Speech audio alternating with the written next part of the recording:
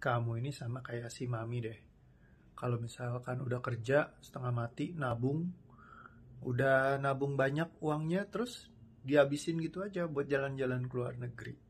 Ngapain sih jalannya ke luar negeri? Ngapain kamu nonton konser? Cuma nonton sebentar, setengah jam, loncat-loncat gitu ya. Nggak setengah jam sih ya. Ya 2 jam lah, loncat-loncat, 3 jam teriak-teriak gitu. Terus habis itu udah, besok juga udah lupa lagi, udah nggak ingat lagi gitu kan. Itu yang saya bilang sama adik saya yang perempuan, karena dia hobi banget nonton konser. Dia juga hobi banget sama jalan-jalan ke luar negeri gitu ya. Selalu pergi nabung dulu ya, lagi dia masa kuliah kan dia simpenin tuh uang jajannya gitu ya. Dia rela untuk istilahnya hidup dengan ngepas-ngepas ya, buat nyimpenin uang supaya akhirnya bisa pergi ke luar negeri ataupun bisa nonton konser. Saya bilang bodoh banget, kenapa nggak beli barang? Kalau beli barang kan kelihatan jadi sesuatu. Dari dulu saya hobinya gadget, saya beli handphone, saya beli apa, saya keluar uang tuh saya ngelihat barangnya, lihat bentuknya. Tapi kalau misalkan kamu pergi-pergi kayak gitu kan, nggak, ya besok juga udah lupa lagi. Kamu pergi hari ini jalan-jalan ke Jepang, besok pulang, kamu udah lupa. Kamu pergi ke Amerika, ya kan, keliling tuh, udah selesai, udah nggak inget lagi. Ya, terus ketika saya ngejalanin kehidupan saya beruntung juga termasuk kutukan dan keberuntungan ya. Ketemu sama istri saya yang emang hobi banget konser dan hobi banget jalan-jalan ke luar negeri. Saya pertama kali jalan-jalan ke luar negeri ya sama dia gitu ya. Dipaksa waktu itu, ayo kita pergi ke Singapura. Saya mau pergi sama mama saya kata dia.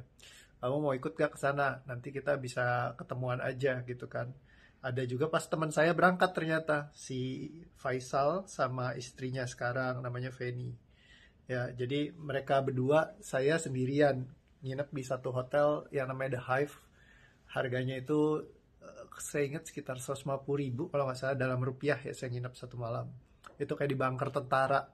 Jadi tidurnya yang pakai satu kamar itu pakai susun gitu ya kasurnya. Saya tidur di sana, terus kamar mandinya kamar mandi luar yang di depan tempat tidurnya kita gitu ya. Nah, jadi itu waktu itu di Seranggun Road, nginep gitu ya. Terus pas lagi siangnya kita pergi jalan-jalan barengan sama si Faisal sama itu. Wah, itu dulu ya dalam keadaan susah ya, belum punya uang segala macam. Terus sampai satu malam saya pulang jalan kaki dari Marina Bay saya berencana jalan kaki karena nggak punya uang ya buat naik taksi pulangnya, dipinjemin sama Steffi karena waktu itu saya belum kerja kan, dikasih sama dia dolar buat saya pulang naik taksi. Akhirnya saya pulang naik taksi dan ya susah waktu itu, sengsara. Terus saya tambah sebel, jalan-jalan ke luar negeri ini kok ngeselin banget gitu ya.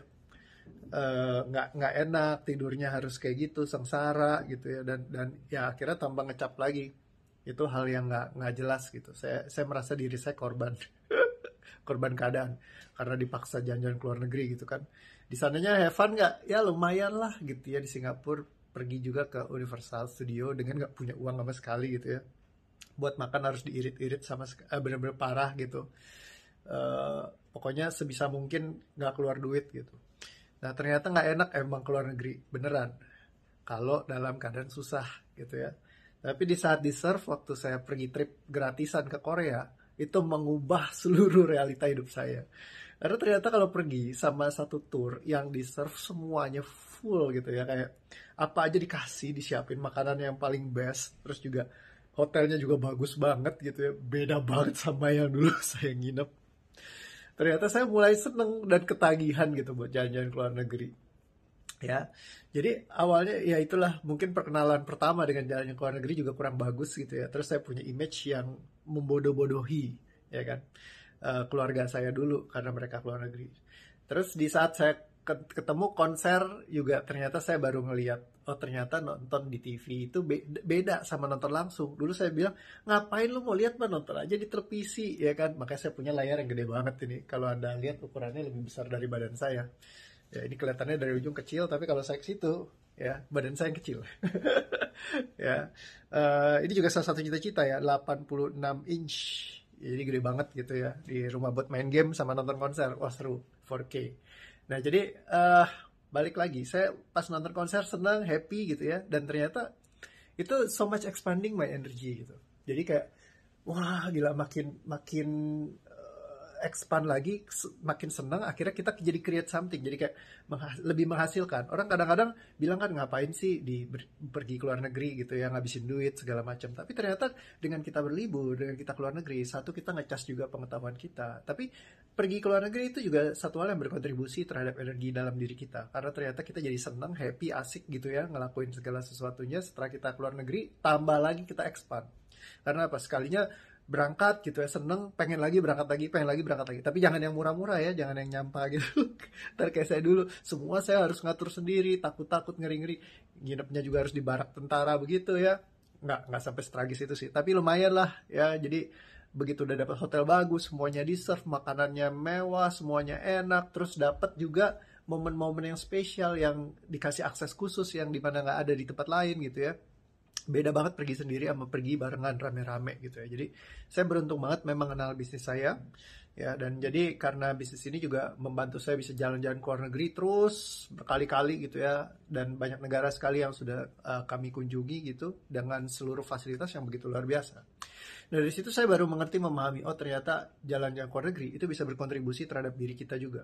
Kadang kita lihat mendingan uangnya diambil aja karena rugi loh, karena bisa dicairkan gitu kan, dapat uang gitu. Mikirnya uang loh. Tapi kalau misalkan kita mau mencoba untuk berangkat ya, kontribut kepada diri kita sendiri dengan pengalaman yang berbeda-beda, karena ya waktu itu disebutkan sama salah satu konselor saya ya, Pak Michael Christian, dia bilang gini, hidup itu bukan sekedar tentang pencapaian ya, tapi juga tentang makna-makna yang ada di dalam kehidupan kita ya. Life must have meaning. Jadi bukan cuman sekedar tujuan. Saya lupa bahasa Inggrisnya apa ya tepatnya ya. Pokoknya hidup bukan sekedar tujuan, tapi hidup juga perlu punya makna dalam hidupnya. Ya, oh, bukan soal purpose. Jadi, life is not just about purpose, but it must also have a meaning. Jadi hidup itu bukan cuma sekedar mengejar sampai tujuan, tapi juga harus punya maknanya. Kalau nggak punya maknanya, itu percuma. Ya, jadi buat apa kita hidup kalau cuman buat ngejar ujungnya impian kita nyampe, tapi di terakhir gitu, di perjalanannya kayak kosong, nggak ada apa-apa gitu. Berapa banyak orang yang setengah mati hidupnya dari kecil, mereka nggak mau berbuat salah, sehingga mereka nabung segala macam, ya bangun investasi segala untuk suatu saat nanti kalau udah gede, ya dia akan udah dewasa, udah tua, dia akan mau pensiun gitu. Tapi di perjalanan ini kosong, hampa. Bahkan banyak yang akhirnya meninggal kena corona kemarin. Ya kesian banget gitu, udah nabung seumur hidup, udah kumpulin duitnya, ujungnya nggak jadi apa-apa. Sekarang mau pergi berangkat udah nggak bisa, semua travel di ban gitu ya. Indonesia lagi di ban nih sekarang, nggak tahu nanti kapan buka lagi. Ya suatu saat mungkin akan buka lagi, tapi jadi kurang piknik gitu hidupnya. Kayaknya kosong gitu, sepi.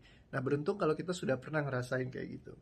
Tapi satu hal yang selalu adik saya senggol-senggol, waktu dulu ya, sekarang udah nggak lagi, dulu kan sempet ribut-ribut gitu gara-gara dia sebel, kamu nih bilangnya aja kita kemarin dimarah-marahin, dibego-begoin, sekarang kamu sendiri keluar negeri melulu, bla bla bla bla bla bla. Nah, masa udah ludah diludahin ditelan lagi. Ya dalam hidup kadang-kadang gitu, kalau kita berpegang teguh sama satu pendirian kita, ya kan dia bilang kamu nih jadi orang masa pendiriannya nggak teguh. Aku bilang ya bodo amat lah ya dengan pendirian saya, dengan ucapan yang nggak bisa dipegang. Kalau memang ucapannya nggak benar, kita ubah jadi sesuatu yang lebih baik, boleh nggak? Boleh. Kita manusia itu selalu berubah terus ke arah yang lebih baik kalau kita mau. Kalau kita terlalu mematenkan diri kita tidak berubah, ya lahir kita nggak ngerti apa-apa, lahir kita tidak punya kebijaksanaan, lahir dengan kebodohan. Masa mau terus-terus bodoh? Ya kan? Ibarat kalau kita lahir manusia kertas kosong, kayak handphone nggak ada aplikasinya sama sekali. Terus ada aplikasi yang bermasalah, ya dihapus lah ya, ganti aplikasi baru. Ya, dan nggak usah pusing. Nggak usah bilang, saya ya begini orangnya. Ya enggak lah. Kalau kita mau berubah jadi yang lebih baik, buang aja semua yang nggak berguna. Ya kan? Akan bikin kita hidupnya jadi lebih senang, lebih seru, lebih asik, dan lebih menyenangkan. Jadi hidup adalah bicara tentang pengalaman juga. Ya, jadi perlu untuk punya makna. Seberapa banyak sekarang hidup Anda punya maknanya? Ha, sip. Tulis komen-komen ya, jadi pengen tahu juga, penasaran. Ada gak yang pernah punya masalah yang sama dengan saya? Thank you. See you again. Bye-bye.